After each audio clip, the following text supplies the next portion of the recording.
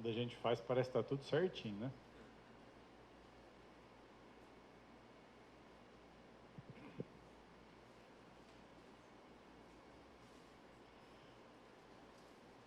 Enquanto isso, todos abriram Marcos 14, a partir do 32. Todo mundo achou? Amém?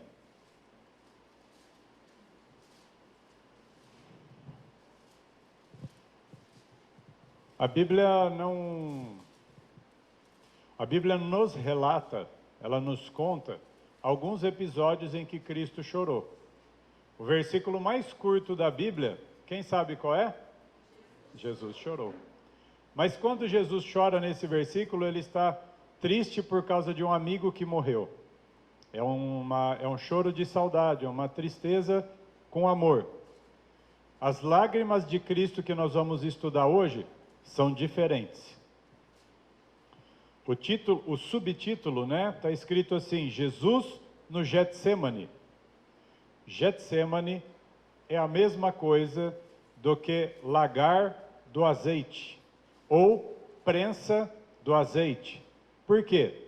Porque o Getsemane, que é um jardim, ele é localizado numa área maior, cheia de oliveiras. Oliveira é a árvore que produz a azeitona. Então, o que eles faziam nesse lugar? Pegavam as azeitonas, e como é que extraía o caldo das azeitonas antigamente? Pisava, ou se não depois com aquele negócio, aquela roda de pedra. Então, oi? Moinho de pedra, obrigado. A roda de pedra, é o moinho. E quando a azeitona era espremida, saía aquele caldo chamado azeite. Tanto que um dos azeites considerado melhores é o azeite que é prensado a frio, ou seja, é natural, é esmagada a azeitona e sai aquela primeira extração. Se vocês olharem as garrafas de azeite, está lá, prensado a frio, extra virgem, primeira extração, quer dizer, tudo na hora que foi colhido. Tudo isso tem significado. E aqui no jardim do Getsemane, nós sabemos dessa história, quem que foi esmagado, prensado? O próprio Senhor Jesus. E se Jesus foi esmagado, o que sobra para nós? Sermos esmagados. E foram, 32, a um lugar chamado Getsemane, e disse aos seus discípulos: assentai-vos aqui enquanto eu oro. E tomou consigo a Pedro, Tiago e João, e começou a ter pavor e angustiar-se. Jesus, a partir do momento que chegou a hora dele, ele identificou a angústia. O que Jesus foi fazer? Vou orar. Mas o que acontece com a gente? A gente está angustiado, não sabe que está angustiado, permanece angustiado e não ora. Jesus fez isso, e no caso, quanto tempo Jesus orou? Quem sabe? Pelo menos 1 hora ele orou. Por quê? Porque a gente sabe no texto, né, que fala: Pedro, nem 1 hora você conseguiu vigiar comigo? Então, assim, a angústia tem que consumir o nosso tempo. Se você está angustiado e não consumir tempo em oração, como você vai mudar? Então o texto fala assim: assentai-vos, o final do 32 de novo, assentai-vos aqui enquanto eu oro. Ele não se desfez daquilo que é seu, os discípulos. Jesus não falou: sai daqui que eu estou angustiado. Não, fiquem aqui, eu tenho que fazer isso e vocês aqui. Ele não se desgovernou por estar angustiado. E quando nós, ou as mulheres na TPM, ou os homens depois de um dia de mau humor, estão angustiados, o que nós fazemos? Família, fica aqui por favor que eu estou angustiado, eu vou orar. É isso que a igreja faz? É isso que nós fazemos? Ou sai voadora, coice, golpe, facão, enfim. Irmãos, Jesus fez assim, ó: assentai-vos aqui enquanto eu oro. Seu dia foi muito pesado, você vai olhar para os teus filhos e falar: filhinhos amados, assentai-vos aqui que eu vou orar. Trata, Jeová. Misericórdia. 33. E tomou consigo a Pedro, Tiago e João, e começou a ter pavor e angustiar-se. Aí Jesus não se desfez do que era dele, ele pegou aqueles mais chegados e falou: eu preciso da ajuda de vocês. Ele identificou a fraqueza dele e falou: sozinho eu não dou conta, eu preciso de ajuda. Então, ele fez o que era correto. Versículo, 34. E disse-lhes, o que Jesus vai fazer agora? Confessar. Jesus está confessando para os discípulos: a minha alma está profundamente triste até a morte. Ficai aqui e vigiai. Um grupo ele falou: fique aqui. Para os outros: fique aqui. E ali ele deu duas ordens: fique aqui, não fica lá. Ah, mas eu não preciso ficar aqui, né? Aqueles que são chamados, por exemplo, você está com um problema e você chama algumas pessoas. Aí eu vou dizer para os amigos, agora sim, alguém confessa um pecado para você e você fala: ah, ele me chamou, mas eu não preciso fazer muita coisa, deixa eu voltar e fazer minhas coisas. Não. Os três, Jesus disse, é aqui, é um lugar separado, ou seja, se concentrem nisso. Quando alguém te pede ajuda, Deus está dizendo para mim e para você: se concentre nisso que foi te pedido. Concentração ou foco. E aí ele ainda disse: se concentrem e vigiem. O que significa a palavra vigiar? Prestar atenção, ficar alerta. E aí o texto continua dizendo assim: e tendo ido um pouco mais adiante, prostrou-se em terra e orou para que fosse, se fosse possível, passasse dele aquela hora. E disse: Abba, Pai. Abba, ele já está dizendo, o Deus que tem tanta misericórdia, Paizinho, Deus de amor. Abba, Pai, todas as coisas te são possíveis. Afasta de mim este cálice.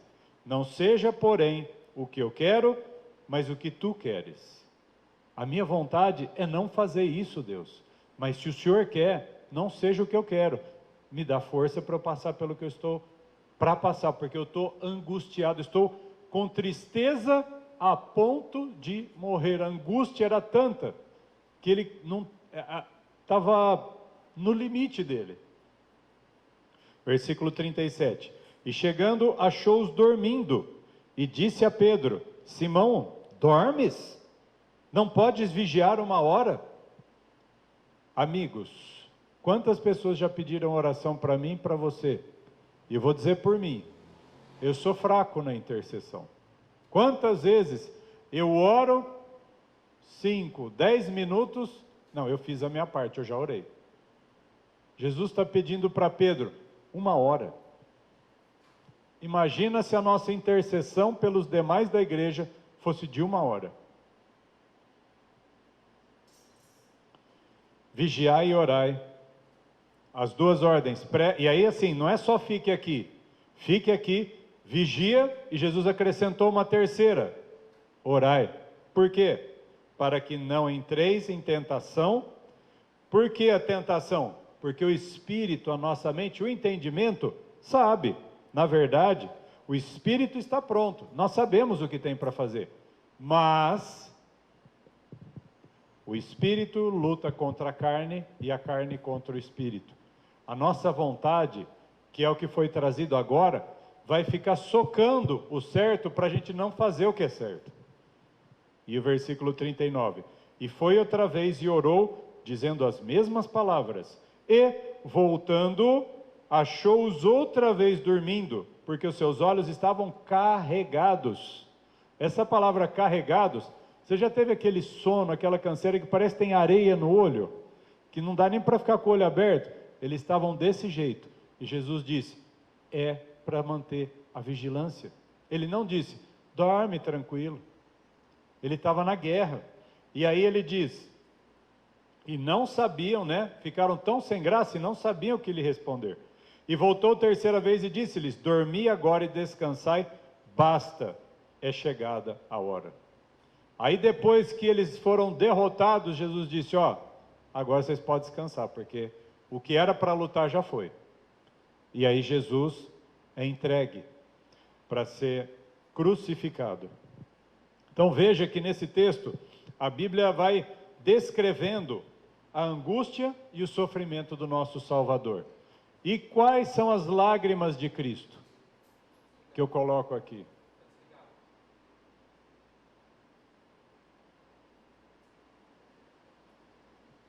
As lágrimas que Cristo verteu no cume do Monte das Oliveiras. Esse jardim Getsemane fica no alto do chamado Monte das Oliveiras.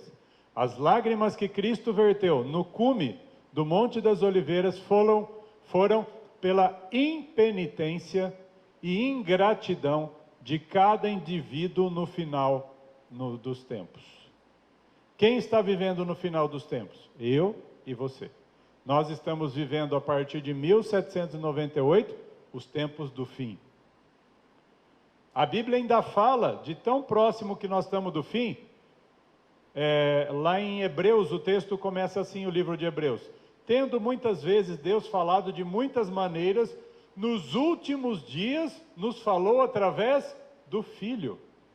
Então, desde que Jesus veio, esses 2021 anos que nós temos de história depois de Jesus, estou dizendo no cronológica, todo esse tempo, a Bíblia diz, nos últimos dias nos falou pelo Filho. Esses últimos 2000 anos já são os últimos. Agora imagina desde 1798 para cá, esses últimos 200 anos, é o fim do fim. Nós estamos no fim do fim. E Jesus, desde o Getsemane, chorou por causa da impenitência e ingratidão. Jesus já sabia da nossa frieza, da nossa mornidão, da nossa angústia. Você sabe o que significa a palavra impenitência? O que é uma penitenciária? Uma cadeia, um lugar de prisão. Por que a pessoa vai para a penitenciária? Ela vai cumprir uma pena ou uma penitência. Pena ou impenitência, pena ou penitência é a mesma coisa. Então, quem é impenitente? Aquele que não cumpre a sua pena. Ou seja, eu e você fomos condenados, mas a gente não está cumprindo a pena de arrepender, de abrir mão, nós somos ingratos. A impenitência está totalmente ligada à ingratidão. Falta de arrependimento. E eu fui buscar no dicionário impenitência, sabe qual que é o significado que eles colocam ali? Impenitência é por não guardar os mandamentos divinos. Isso está escrito no dicionário do Google. Eu abri lá, a primeira coisa que saiu. Impenitência, não guardar os mandamentos divinos. Eu e você, irmãos. Impenitentes. Os presos nós queremos que cumpram a pena deles. Mas nós erramos e nós não queremos cumprir a nossa. Estamos sendo impenitentes, rebeldes, bodes que dão o seu coice. E aí, um texto muito triste, e que quando nós lemos o livro, e eu queria destacar uma coisa antes de a gente continuar. Eu peguei esse texto, eu comecei a ler o livro chamado Testemunhos para a Igreja, volume 5. Esse é o capítulo 5. E quando a gente bate o olho e dá uma lida, fica muita coisa para trás. E eu peguei, aqui o que eu trouxe para vocês deve ter uns 3 parágrafos de um capítulo. No máximo 3 parágrafos de um capítulo. Só que cada frase parece uma pregação inteira. Então o texto diz assim: ele vê o pátio do templo do coração convertido em lugar de tráfico profano. Credo. Como entender isso? Jesus vê o pátio do templo. Qual situação que Jesus vê o pátio do templo? O que aconteceu lá no pátio que Jesus entra com seus discípulos? O povo estava fazendo o que lá? Um comércio terrível, vendendo, comprando no lugar que Jesus disse, esse lugar é chamado a casa de oração. Aqui não é lugar para fazer bagunça. Depois, se você quiser, também no livro de Marcos, no capítulo 11, do 15 a 18, está escrito isso. Então Jesus fala, aqui não vai ter bagunça. Então nós estamos lembrando que Jesus está de joelho, no Getsêmani orando, sem a intercessão dos 3 que estavam dormindo, ele é angustiado, pensando em mim e você, no final dos tempos. O choro dele, nesse choro, Jesus vê o pátio do templo, do coração, ou seja, nós somos o templo. Lá dentro, Jesus está olhando o coração, e Jesus tem fé? Toda fé, ele se entregou. Ele vê o coração convertido. Jesus está olhando, esperando o que ainda vai acontecer, porque nós ainda não nos convertemos totalmente. Jesus vê o nosso coração convertido em lugar de tráfico.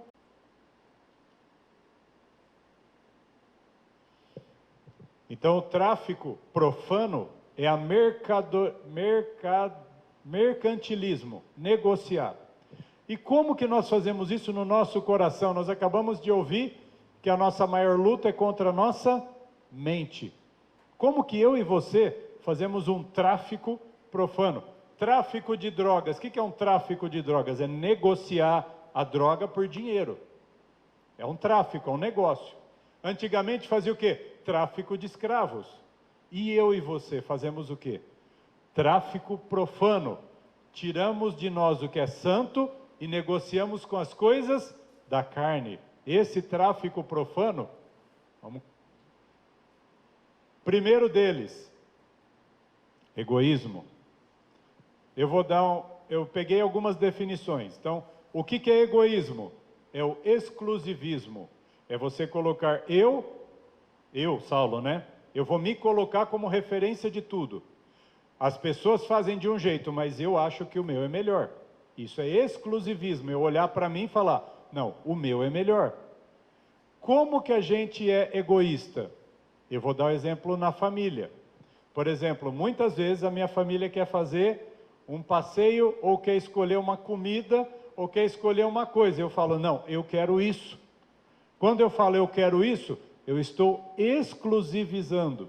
Isso não existe, né? Tornando exclusivo. Exclusivizar, sei lá se existe. Tornando exclusivo, é melhor.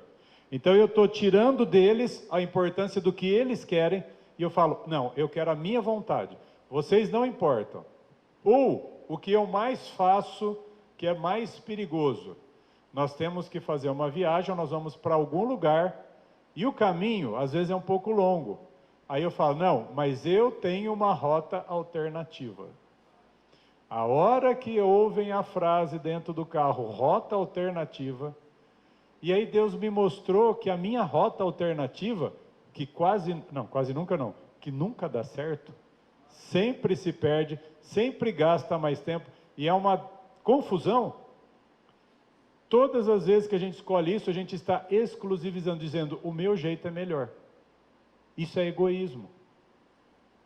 Tanto, o extremo disso foi na viagem que nós fizemos agora para Natal. Nós fomos lá para o Nordeste.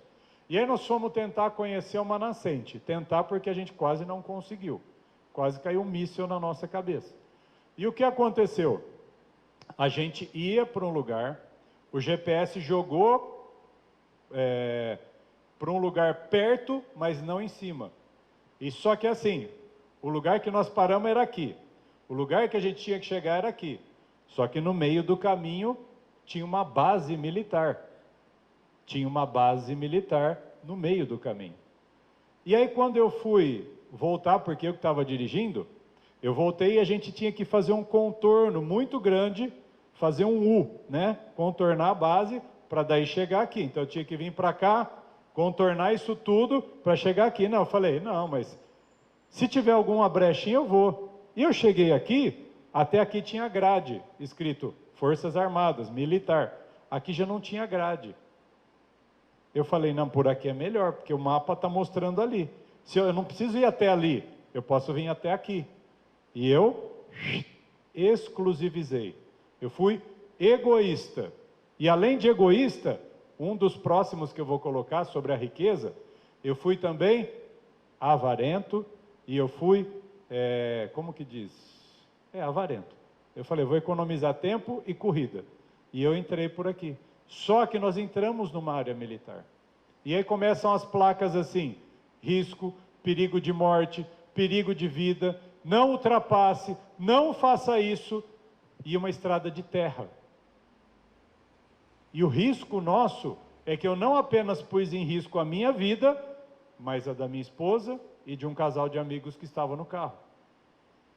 O egoísmo nos faz cegar e pode nos levar à morte. É muito perigoso. Por isso, irmãos, nós temos que vencer o egoísmo. Por isso Jesus chorou no Getsêmani dizendo assim, não façam negócio com os seus com as suas mercadorias, os seus desejos da carne. Não seja egoísta. Oi? Naquele local, em qualquer... Nós não devemos ser egoístas nunca, né? Além do egoísmo, riqueza. Como nós podemos, e para mim, aí eu quero trazer para você, o que significa riqueza? Riqueza significa acumular. É você ter posse, ou de dinheiro, ou de bens, ou, vamos supor, você tem uma despensa cheia de comida, você está rico em alimentos, você tem uma riqueza alimentar. Ou você tem qualquer forma de, sei lá, você tem 5 sacos de farinha, o outro não tem nenhum, você é rico perto dele. Qualquer forma de acúmulo. E dentro da riqueza, o pecado que eu mais me enxerguei foi a avareza. E eu vou dar o exemplo do shampoo para a gente entender a avareza. O shampoo na lua de mel se chama o meu exemplo. Eu tinha acabado de me casar no dia anterior, 27 de setembro de 2002. Tinha acabado de casar. No dia seguinte, a gente ia viajar de lua de mel. A gente não tinha shampoo, vamos ao supermercado. Foi antes ou depois? O shampoo que a gente comprou. Foi depois, né? A gente já tinha casado, é isso não. Aí a gente casou e nós fomos no supermercado. E a Laura falou, quero um shampoo. O mão de vaca aqui? Não. Hotel tem shampoo. Todo hotel tem um shampoozinho desse tamanho. Eles repõem todo dia. Para que minha mulher quer comprar um shampoo para um lugar que já tem shampoo? Isso era a minha carne. Aí, só que mal sabia eu que mulher tem que ter um shampoo, porque o cabelo estraga, enfim. Não precisa discorrer, vocês já sabem melhor que eu. Aí, ela foi comprar o shampoo, pegou o shampoo, botou no carrinho, na hora eu virei e falei, você que vai pagar. Se vocês vissem a cara dela, o choque, falou, como assim? Você casou comigo, que é meu, é teu. Eu fiz assim, nem tinha passado isso pela minha cabeça. Nós somos avarentos, irmãos. Nós somos mão de vaca. E Jesus chorando no Getsêmani, ele disse, filhos, não sejam mão de vaca. Não fiquem guardando as coisas que eu não mandei. Se é para investir na família, invista na tua família. Não é desperdiçar dinheiro por sentimentalismo. Não é dar tudo que os teus filhos querem. Isso é sentimentalismo para os filhos. Eu estou dizendo, a família precisa disso. Você vai e não vai sofrer por aquilo. São duas coisas diferentes. Uma coisa é gastar desgovernado, porque o filho chorou, ele chorou, eu vou dar para ele. Isso é sentimentalismo. A outra coisa é a tua família precisar de algo e você ser avarento com eles. Então, Jesus está nos condenando por causa do egoísmo. Jesus me condenou por causa do egoísmo, da riqueza, da malícia. E o que significa malícia? A gente pensa em malícia, alguém que quer assim, né? O Éder vai sair lá na porta, eu vou pôr um barbante para ele tropeçar. Isso não é malícia, isso é maldade pura. Agora, a malícia para crente, eu estou falando, eu estou trazendo isso para nós. Esquece os assassinos, esquece os políticos, esquece essa corja. Estou dizendo esta corja aqui, que também é corja. Nós temos malignidade. E eu vou dar o meu exemplo. Sabe, Aí o meu exemplo, agora é o filtro solar. O exemplo da minha malícia é o filtro solar. E o que aconteceu com o filtro solar? Eu estava na beira da piscina junto com a minha esposa, e aí a gente estava ali conversando, e ela me dando um sabão, porque eu estava mentindo, eu estava fingindo, e eu só assim, ó, pá, pá, tomando uma atrás da outra na beira da piscina nas férias. E aí uma hora eu tentando aliviar, eu passei a mão no rosto dela, e não era um filtro solar, era um reboque de 200 gramas, grudento, que a hora que eu passei o dedo, aquele negócio ficou incrustado na minha mão. Na hora, eu fiz assim na barriga dela. O que eu queria fazer? Limpar o meu dedo. Ela falou, eu não acredito que você está fazendo isso. Não, ó, que tem umas verruguinhas aqui, e eu arrumei um jeito de disfarçar. Eu fui tentar ser astuto e disfarçar. Sabe como chama isso? Malícia. Eu e você somos maliciosos, porque a gente tenta suavizar para o nosso lado. E sabe o que Jesus chama isso? Tráfico profano. Nós somos maliciosos. A outra tradução de malícia, habilidade de enganar. Eu e você somos peritos em enganação. Então eu vou falar não de vocês, eu era, em nome de Jesus, perito em enganar. Por quê? Porque desde pequeno eu fui inseguro, desde pequeno eu tinha muito medo, e mesmo que tudo estava bem ao meu redor, eu nunca me achava bom o suficiente. Então eu tinha que dar um jeito de fingir para as outras pessoas me aprovarem. E eu fui criando um personagem na minha infância, para que todo mundo olhasse para mim como um santinho, como muitos de vocês até hoje acham que eu sou.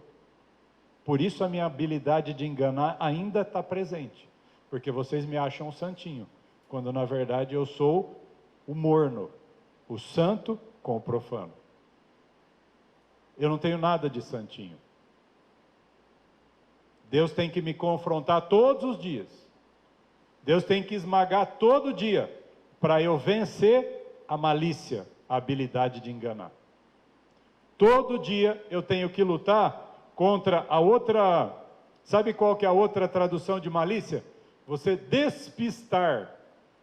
Quando alguém quer descobrir alguma coisa, ele vai atrás de pistas. Quando você consegue despistar alguém, tirar você do foco, você escapou. Se você está tirando, você tem culpa, mas você está no mocó, está no silêncio, tentando fugir, esse despistar significa que você é malicioso. E é uma coisa que o Senhor falou comigo, Saulo, você tenta despistar. Sabe qual que é a outra palavra para isso? Astúcia. Uma pessoa astuta, ela sabe manipular para o dele sair de longe. Qual que é o maior exemplo de astúcia da humanidade? A igreja romana. Está lá, escarrado e cuspido, todo mundo diz amém, e a gente sabe que é uma mentira gigante. Astúcia. Sabe a palavra mais gíria de todas? Manha. Ah, aquele ali tem as manhas. Não é assim? Ó, o mano tem as manhas. Aquele que tem as manhas é malicioso.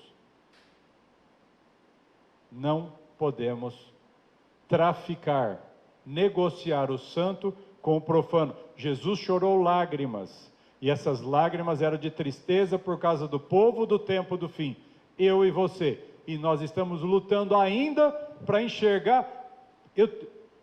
Eu descobri ontem, eu consegui organizar a lista do nome dos meus pecados. Mas ser o pastor, para você ver o nível que eu estou.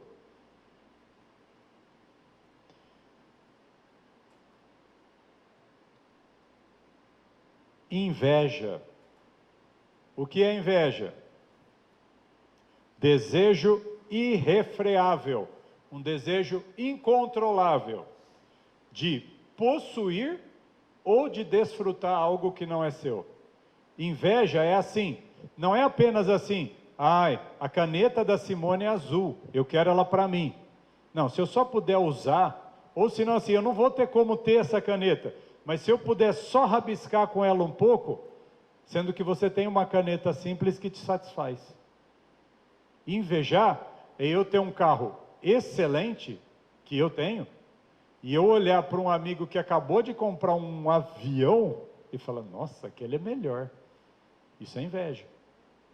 E a gente tem que lutar, porque chama-se sentimento, um desejo irrefreável. O que significa irrefreável? Uma coisa que não tem freio. Você não conseguir segurar. O carro está andando, se ele não tiver freio, ele vai para onde? E bate na parede. Irrefreável é algo que você não segura. Agora, se você está lutando com a carne, eu quero, mas eu não posso, eu quero, mas eu não posso, Senhor, esmaga. Você está freando o sentimento mal. Você está lutando contra o tráfico. Você está guerreando.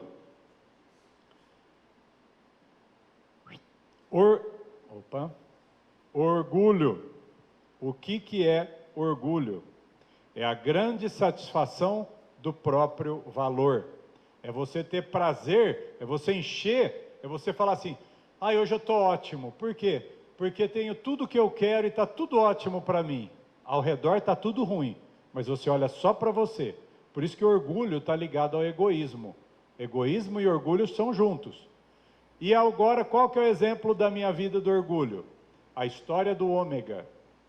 O Ômega, para quem não conhece, era um carro antigo, hoje é uma banheirona, né? É um negócio gigante assim. E meu pai uma vez comprou um Ômega. Aí depois ele conseguiu um outro carro e nós fomos para a faculdade, eu e minha irmã, e como a gente tinha uma condição muito boa financeira, minha irmã ficou com um carro e eu fiquei com outro carro. Antigamente o Golf, ele era quadradão. Minha irmã ganhou um Golf, eu ganhei o Ômega do meu pai. Então eu estava com o Ômega, né? Olha o Ômega. E aí eu encontrei a abençoada chamada Laura. E foi a primeira vez que eu encontrei a minha prima depois de muitos anos. E eu queria impressionar a minha prima.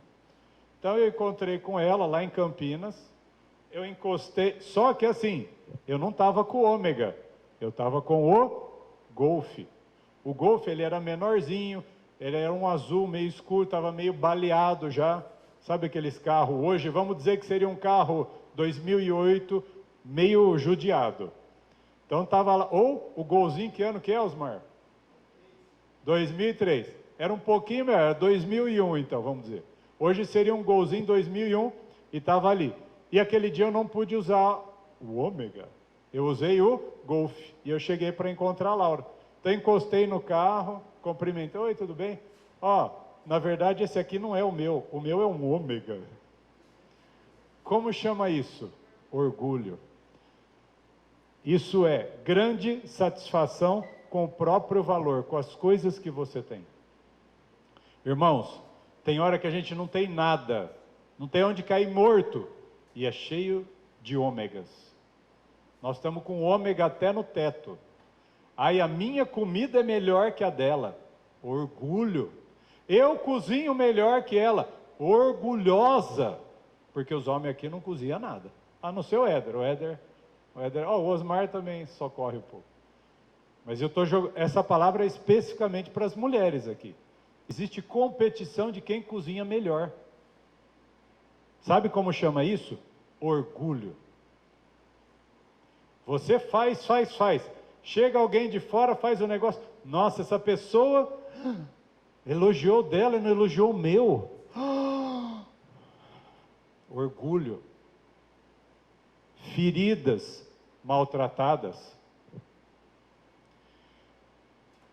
Sabe o que Jesus estava fazendo enquanto você está aí chorando por causa da sua comida? Jesus estava chorando no Getsêmani porque você não está preparado para o fim. Paixão. O que é paixão? Todo mundo pensa em paixão de adolescente, né? Tradução de paixão: sentimento intenso e profundo, grande interesse e atração por algo ou por alguém. Então significa o seguinte, agora, respira, e acho que o exemplo mais doloroso, que para vocês pode ser ridículo, para mim é o exemplo mais doloroso que eu vou dar este ano. o exemplo da bike, da bicicleta. O que aconteceu com este ser egoísta, avarento, orgulhoso, malicioso e invejoso, e que quer acumular riqueza? Eu me apaixonei pela bicicleta. Como assim? Há cerca de 1 ano e meio atrás eu comecei a estudar sobre riqueza. Comecei a estudar bolsa de valores e etc. e tal, e comecei. Beleza. Chega uma hora que esse assunto vai jogar para um outro assunto chamado minimalismo. Quem sabe o que é minimalismo? Minimalismo é assim: aprenda a viver com o mínimo. E uma das coisas que esse povo prega é assim: olha, você não precisa de carro, você não precisa de nada, vive de aluguel, vive disso, gasta pouco, só não gaste, acumule, acumule, acumule. E numa dessas, eu moro em Barretos, o meu carro gasta, não faz nem 10 quilômetros com litro, e para eu ir da minha casa para o consultório, tinha uma bicicleta parada em casa. Já sei, vamos economizar. E aí Deus me mostrou que esse foi o primeiro motivo pelo qual eu comecei a andar de bicicleta, por causa da avareza. E eu descobri isso ontem. Ontem foi um dia intenso, que eu acordei sei lá que horas, eu fui dormir sei lá que horas, e o Jeová... E eu descobri que eu comecei a querer andar de bicicleta por causa da muquiranice que eu achei que eu tinha vencido e superado, porque eu já gastei muito mais dinheiro do que a minha carne queria. Gastei muito. E às vezes eu penso, eu me lamento, e Deus mostra que ainda existe avareza no meu coração. E eu comecei para o consultório de bicicleta. 1 mês, 2 meses, e a bicicleta já era um pouco antiga. Minha esposa viu que eu estava fazendo aquilo, e ela não tinha malícia no coração. Ela tinha a benignidade, que é uma boa intenção. O que ela fez? Meu marido precisa de uma bicicleta melhor, já que ele está indo, vou dar uma bicicleta melhor. Vamos lá na bicicletaria? Vamos! E aí nós fomos comprar uma bicicleta. Ela falou, com o coração benigno, vou comprar uma para mim também, para andar com o meu marido. Vamos! Aí eu falei, uau! Aí pronto. Sabe o que isso tudo foi alimentando? Um sentimento intenso. E aí o que aconteceu? Depois que nós começamos a pedalar, quando você está numa posição de referência, de destaque, você se torna influência. Aí não apenas eu e ela começamos a pedalar, mas as outras pessoas começaram. E de repente, olha, sem perceber, todos os domingos, toda terça e quinta à noite, 7h30, 7:45, a Igreja Amor de Cristo pedalava e ia até o Parque do Peão e voltava. Ou não foi assim? Quase todo mundo aqui lembra da história que nós ficamos meses indo e voltando para o Parque do Peão pedalar. E além disso, nós ainda descobrimos pedalar na terra. Aí eu me apaixonei de vez. Aí foi amor à primeira vista. E aquele sentimento foi tomando conta de mim, e eu assim, porque é muito gostoso, tem muita coisa boa em termos de esporte, de atividade, mas além de tudo, eu não sabia que a origem disso tudo tinha sido avareza, tinha sido mesquinhez, e que tudo isso estava dentro de mim. Sabe o que começou a acontecer? Nós acabamos de ouvir. Quando você fertiliza um comecinho do pecado, o que faz a plantinha do pecado? Cresce. E aí no domingo seguinte, você fertiliza mais um pouco. Vai crescendo. E ela vira uma árvore. Qual que é mais difícil de arrancar? Uma erva daninha pequenininha ou uma árvore? Ao ponto de eu começar a estudar e aprender a consertar pneu, trocar, fazer de tudo que eu podia. Até que chegou o extremo, porque aí o que aconteceu? Aí no coração dos homens da igreja, que a gente pedalava de domingo, começou com 30 quilômetros, ia até Alberto Moreira. Aí não, 30 é pouco, vamos 40. Aí beleza, as mulheres iam junto, porque conseguia acompanhar. Aí 50 ficou pouco, 60. Nós criamos um grupinho, chamava Pedal 60, de tanto que a gente pedalava. Aí que os homens, que têm um pouco mais de força que as mulheres, pensaram? Que nem a expressão do povo da bicicleta, estava com sangue nos olhos, assim, nós queremos pedalar, pedalar. e fomos para a usina Mandu. A usina Mandu, a pedalada é ida e volta a 80 quilômetros. Só que a minha esposa falou, quero ir junto. Só que eu estava santo ou eu estava no meu tráfico profano? Eu tinha certeza que ela não ia aguentar. Por quê? Porque ela já estava se esforçando para andar 60. Ela fazia isso por minha causa. E aí nós fomos para esse pedal, só que assim, antes de ir para o pedal, 4:30 da manhã, 5 horas, ela virou para mim e falou, acho que eu não vou. Sabe o que Deus tinha colocado no coração dela? Prova o seu marido. O que era para eu falar para minha esposa? Não, amor, vamos. Se você não aguentar, a gente para e volta. Não era isso que um crente falaria? O que eu falei? Amor, é muita coisa, é melhor você ficar e descansar. O que eu fiz? Eu desprezei. E quando eu fiz isso, eu passei pela manhã de domingo mais terrível da minha vida. A ponto de nós gastarmos das 6 horas da manhã até o meio-dia e meio, 6 horas e meia, para andar 80 quilômetros de bicicleta. Tendo que consertar o meu pneu e o pneu do amigo nosso 5 vezes. Chegando ao extremo do sol, de passar mal, que eu falei, eu não estou aguentando mais. Só que desde a hora que eu fechei o portão de casa, aqui na 29, e fui lá para o posto do Sítio Barretos, desde a hora que eu fechei o portão, o peso veio sobre mim. E foi o pior peso na consciência. Eu fui pedalar angustiado. E eu sabia da minha culpa, mas eu fui. E sabe o que é pior? A hora que eu cheguei no posto, o rapaz que ia com a gente, ele tinha até levado o carro porque ele sabia que pessoas não aguentariam. E Deus falou, se você tivesse perseverado com a sua esposa e ela tivesse cansada, ela ia ter um carro para ser conduzida. Deus já tinha preparado. Mas o que eu fiz? Eu estraguei tudo. Aí a pergunta que eu faço, quem pedala hoje? Ninguém mais. Alguém dá uma escapadinha. Sabe por que vocês não pedalam mais? Por causa da minha culpa. Porque eu pesei tanto e meu descontrole nessa paixão foi tão desenfreado que por causa disso Deus pesou e estragou todo o nosso esporte. Por isso eu tenho que pedir perdão para a igreja. Eu estou falando aqui de púlpito porque muitos aqui tiveram e gostaram do esporte. Só que ontem à noite, acho que foi.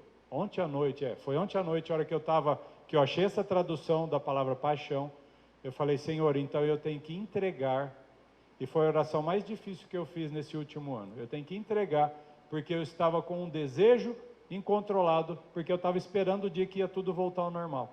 E Deus dizendo assim, você está desgovernado. Sendo que eu não pedalo mais. Às vezes eu vou daqui no hospital, uma coisa, mas eu não pedalo. Mas na minha cabeça, eu estava esperando o dia de voltar. E eu tive que entregar diante do Senhor e confessar aqui.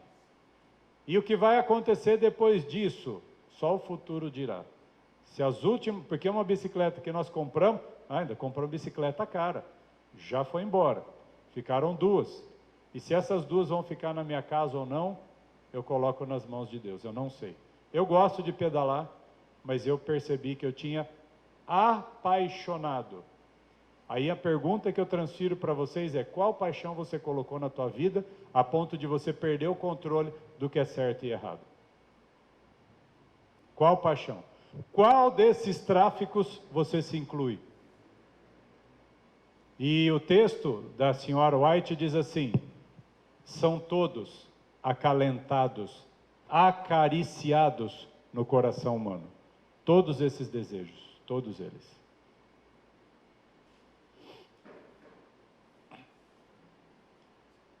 Solenes advertências. O que significa solene advertência? Quem sabe?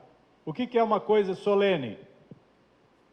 Quem sabe o que é solene? Pode falar. E solene é uma coisa extraordinária? Ajudem-me. Vamos, dicionário Aurélio. Usem o seu vocabulário, que é uma coisa solene. Uma coisa importante, um ato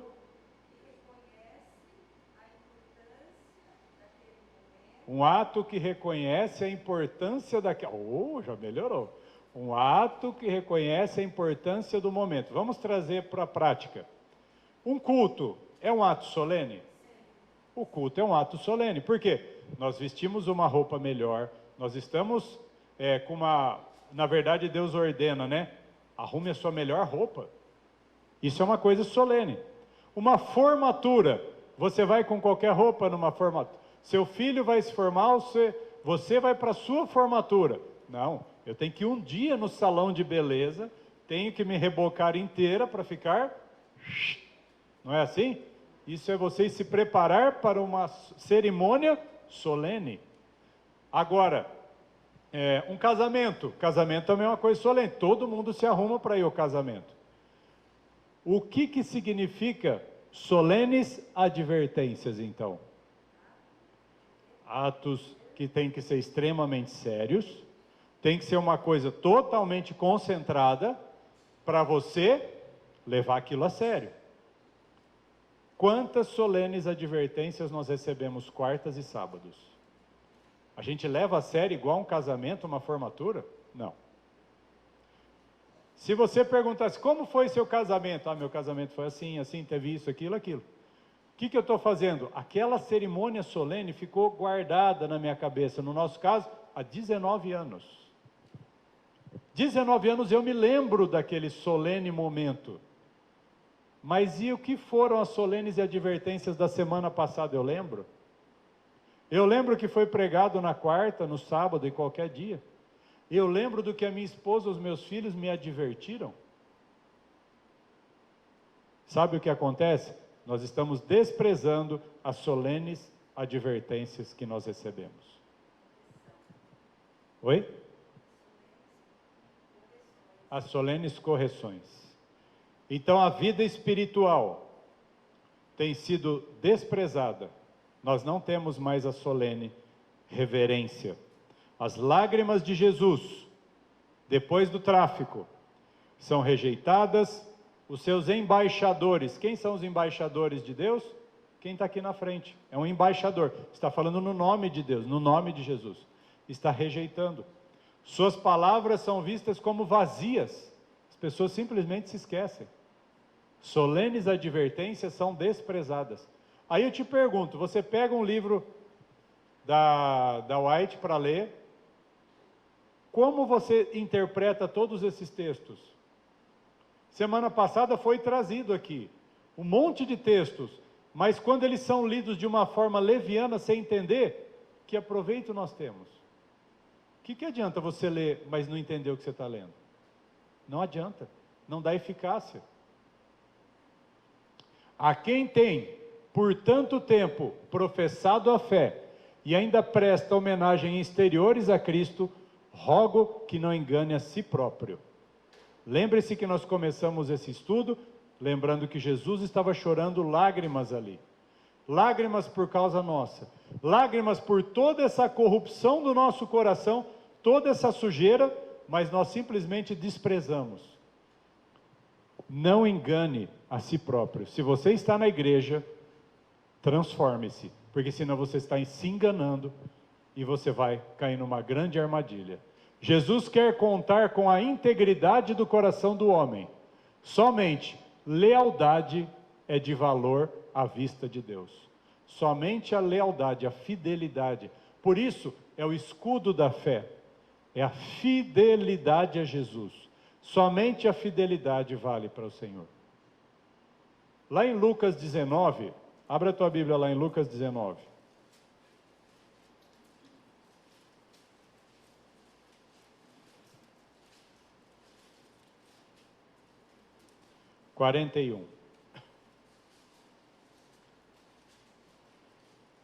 Lucas 19, 41 diz assim: E, quando ia chegando, vendo a cidade, chorou sobre ela, dizendo: se tu conhecesses também, ao menos neste teu dia, o que a tua paz pertence. Em outras palavras, se você soubesse quanto você ia receber de bênçãos, se a igreja soubesse a que a tua paz pertence, ao que você teria de paz se obedecesse, quanto a nossa vida seria melhor. Saulo, você poderia estar andando de bicicleta com a tua família até hoje. Ah, se você soubesse. Então o texto diz, se tu conhecesses também, ao menos nesse dia, pelo menos hoje, se caísse a ficha, o que a tua paz pertence, mas agora isto está encoberto aos teus olhos. Como que nós começamos o culto? Deus é um Deus de misericórdia. Está oculto para essas cidades que Jesus vai se lamentar, mas não está oculto para mim, para você. Hoje é dia de arrependimento e de misericórdia. Nós começamos e Deus diz, vocês têm chance de se arrepender hoje. Lutem com a angústia e vençam a angústia em oração. Coloquem as suas vidas no altar do Senhor. 43, porque dias virão sobre ti, em que os teus inimigos te cercarão de trincheira, te sitiarão, vão te cercar, te estreitarão de todas as bandas, e te derribarão, a ti e a teus filhos que dentro de ti estiverem, e não deixarão em ti pedra sobre pedra, pois não conhecestes o tempo da tua visitação. O que Deus está dizendo é, hoje é tempo de estar nos visitando. Jesus está visitando. Jesus tem visitado a minha vida nesses últimos 15 dias, de uma maneira tremenda, a ponto de eu conseguir clarear as ideias. Eu estou conseguindo enxergar. Eu estou conseguindo ler textos e entender os textos. Mas eu fiz alguma coisa mirabulosa? Fiz. Eu estou me esforçando todo dia. Eu estou acordando e eu não ligo o WhatsApp.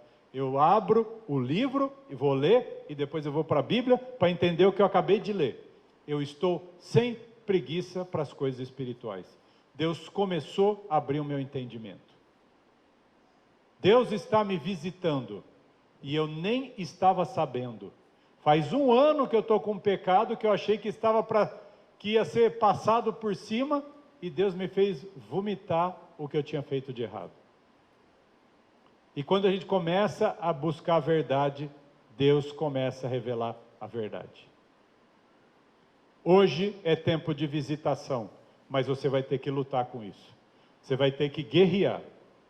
Muitos têm nome de que vivem enquanto estão espiritualmente.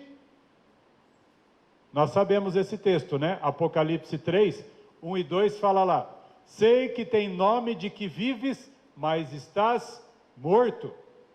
Aconselho-te que lute e não deixe a morrer o que estava prestes a ser destruído.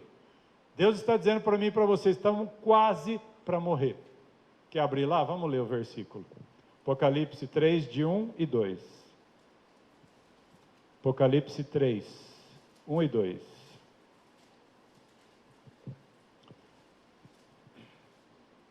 Apocalipse 3, verso 1. E ao anjo da igreja, ao mensageiro, que está em Sardes, que é a época da reforma protestante, é a época daquele povo. Aliás, falando em reforma, né? Reforma protestante, amanhã, que é 31 de outubro, é o dia, vamos dizer assim, no calendário, para se lembrar da reforma protestante. E o que é a reforma?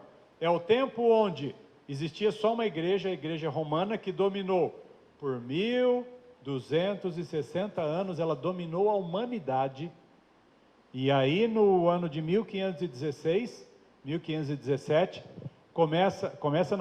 surge um movimento chamado Reforma, vamos arrumar. E de lá para cá existe a igreja chamada Reformada ou Protestante. Sabe o que nós somos? O resto, o remanescente da Reforma. Por isso que nós continuamos fazendo um monte de coisa, e as pessoas vêm e apontam para a gente e falam, aquele povo inventa muito. Aquele povo inventa muita moda, porque eles não são como as outras igrejas. Para de ficar com essa história de carne, para de ficar com alimentação, para dessa história de remédio natural, para com esse monte de moda. Sabe o que vai acontecer daqui a pouco? As pessoas não vão poder nem comer carne, sabe o que elas vão ter que comer? Planta, e nós já estamos lá na frente. O que Deus está fazendo são reformas. Nós somos essa igreja que se reforma, e é para essa igreja de Sardes que está escrito assim, e ao anjo da igreja que está em Sardes escreve, vocês que acham que são reformados, isto diz o que tem 7 Espíritos de Deus e as 7 estrelas, o domínio, Jesus. eu sei as tuas obras.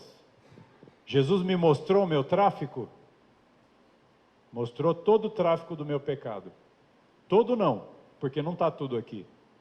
Essa era a porção de hoje. Tem mais coisa. Eu sei as tuas obras, que tem nomes que vive, e estás morto. Saulo. Vocês olham para mim?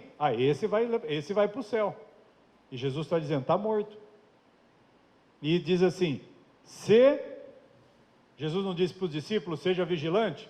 Ele continua dizendo, ser vigilante e confirma o restante que estava para morrer. Por que morrer?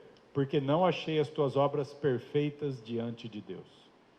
Porque a minha e a tua obra não estão de acordo com a palavra dele.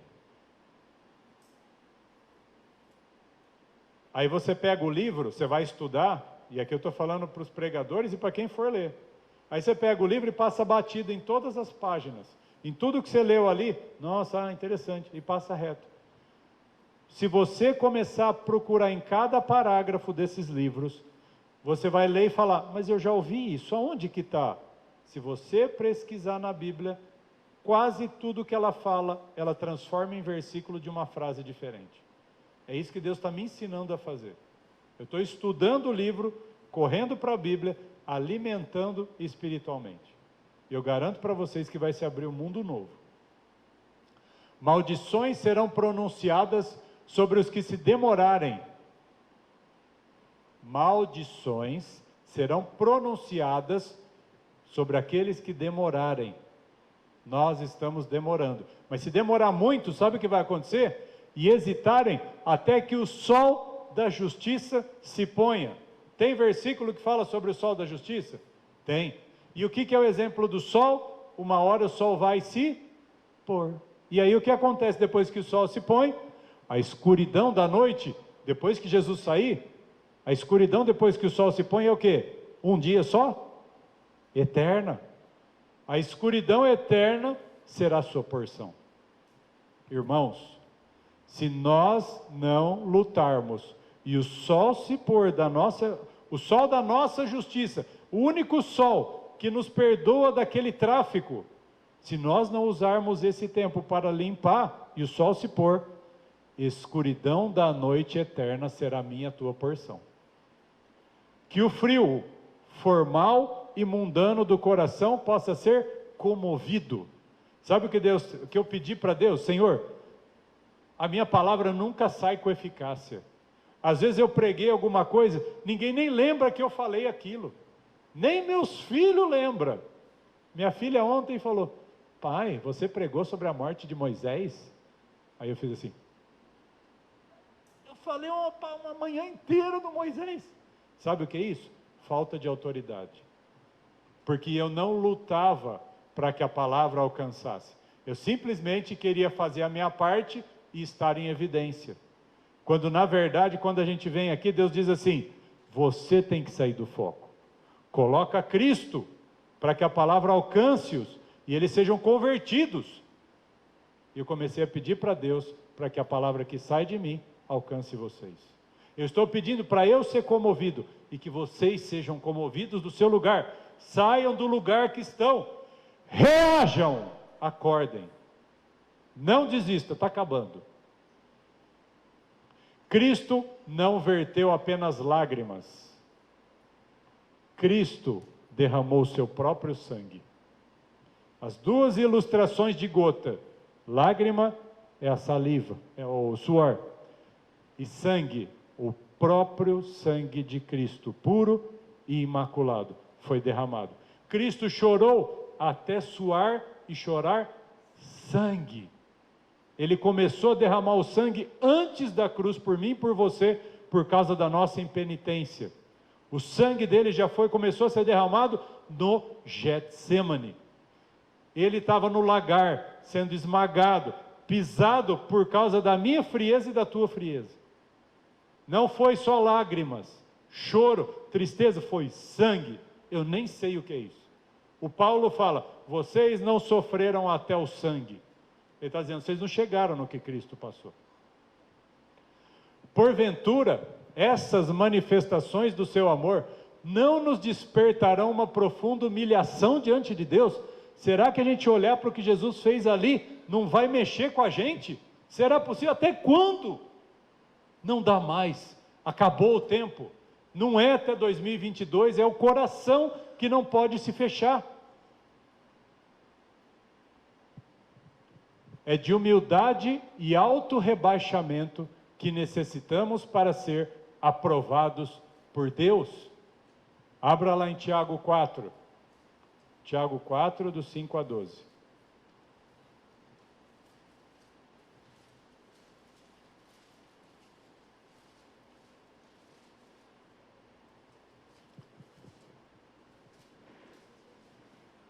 É de humildade que nós precisamos. E a Bíblia diz assim, Tiago 4, 5. Ou cuidais vós, que em vão diz a Escritura, o Espírito que em nós habita tem ciúme? Sabe o peso que nós começamos falando, a angústia? É Jesus cutucando e falando, estou com ciúme porque você está me negociando aí dentro. A sua tristeza é porque o Espírito de Cristo está dizendo, estou com ciúme de você. 6. Antes da graça, da maior graça, ou seja, ele tem ciúme, mas não para brigar com você. Você não está angustiado porque Deus quer pisar na sua cabeça. Ele está dizendo, eu quero me aproximar, eu quero que você venha até mim. Eu estou com ciúme para te abençoar mais, eu quero te ajudar mais. Antes da maior graça, portanto diz, Deus resiste aos orgulhosos. Ele resistiu 1 ano ao meu orgulho, à minha soberba, e Ele resiste a minha vida inteira, e se eu tiver 80 anos e não abrir mão, Ele vai resistir até os 80 anos o orgulho. E quantos idosos são orgulhosos? Quantas cabecinhas brancas são as mais duras e teimosas? A Bíblia diz, Deus resiste aos soberbos. Ele não falou Deus resiste aos jovens, não falou Deus resiste aos de meia idade, não importa a tua idade, se ainda há orgulho no teu coração, Deus vai resistir. Dá, porém, graça aos humildes, Ele abençoa com misericórdia, graça, Ele vai favorecer, Ele tem ciúme de você, porque Ele quer favorecer a tua vida.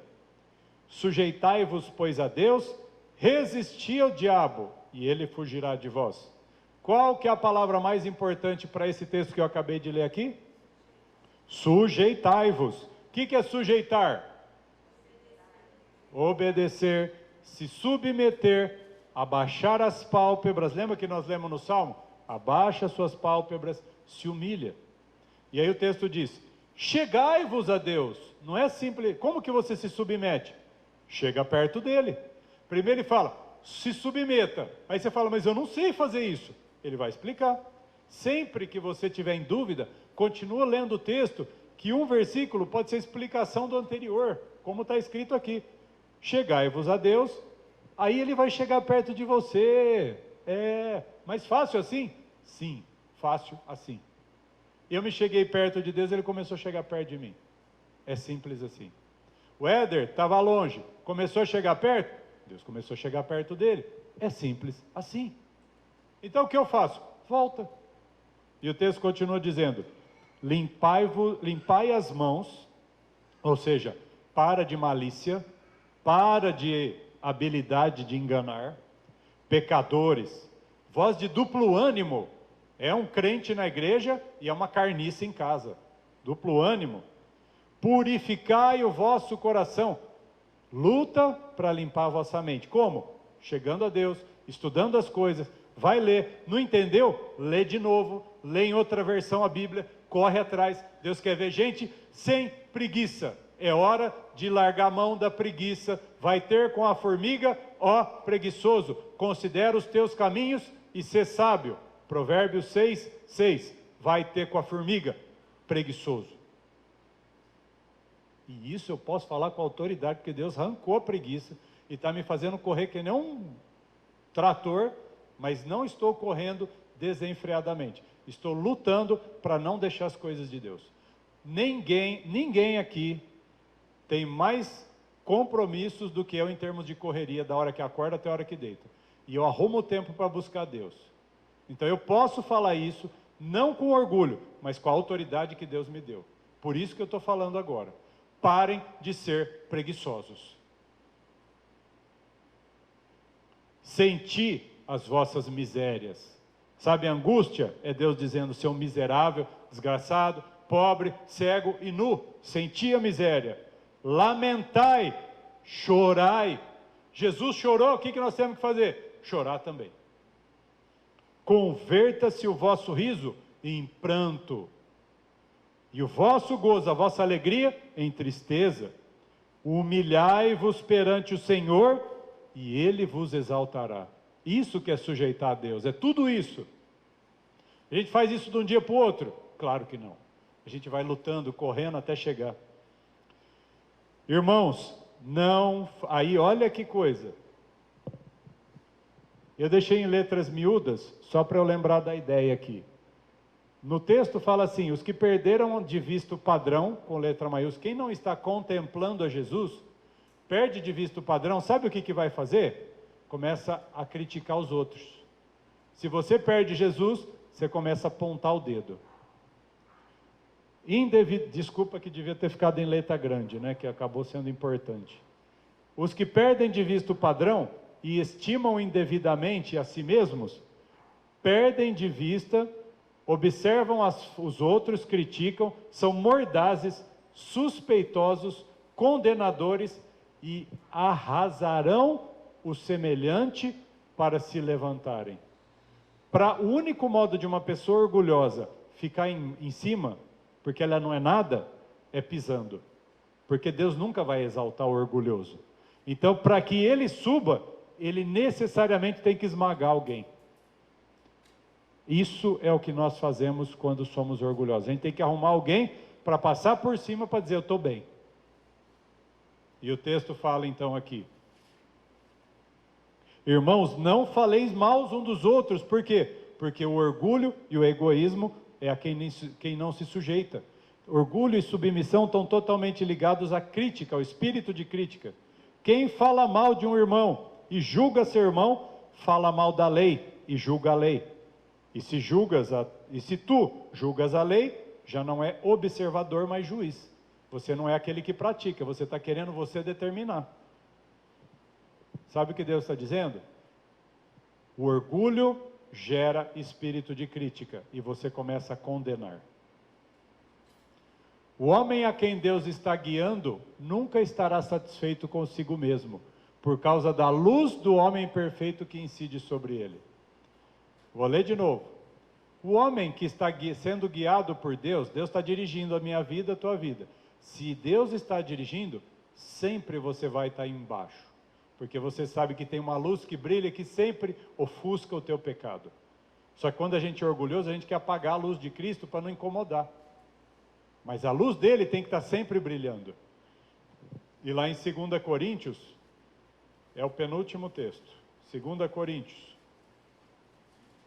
capítulo 4, verso 7. Aquele que é humilde, diz assim o texto, temos, porém, esse tesouro em vasos de barro, para que a excelência do poder seja de Deus e não de nós. Esse texto fala justamente sobre o orgulho. O que nós temos é num pote de barro. Eu e você somos pó, somos nada. Nós queremos nos parecer um vaso lindo, mas nós somos um vaso de barro bem mal formado, mequetrefe. Por quê? Por causa do pecado, não porque Deus nos fez mal formado, mas por causa do pecado que está em nós. E mesmo assim, Jesus quer brilhar como um tesouro precioso dentro de nós. É isso que essa frase quer dizer. E o último texto que eu quero compartilhar com vocês. Vocês conhecem aquele texto de Ezequiel, que fala, fale com eles, quer ouçam, quer deixem de ouvir. Eles são teimosos, são duros, então fale, não deixe de falar. E ela recebeu, a senhora White recebeu no livro assim, né? A ira divina estava acesa contra vocês.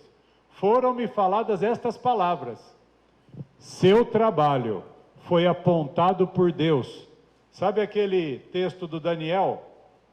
O que estava escrito na parede? Mene, mene, tekel, parsim. Aquelas palavras, foste pesado na balança, e a balança não estava boa, foi pesado, está condenado. O seu trabalho foi apontado por Deus, é isso que quer dizer. Muitos não a ouvirão, pois se recusam a ouvir o grande mestre. Muitos não serão corrigidos, pois seus caminhos só são retos aos seus próprios olhos. Todavia, leve-lhes as reprovações e advertências que eu lhe dei. Quer ouçam, quer deixem de ouvir. Isso está escrito em Ezequiel 2, de 3 a 7. E o último texto lido da Bíblia, e nós vamos encerrar, Gálatas 6. Gálatas 6, de 12 a 16.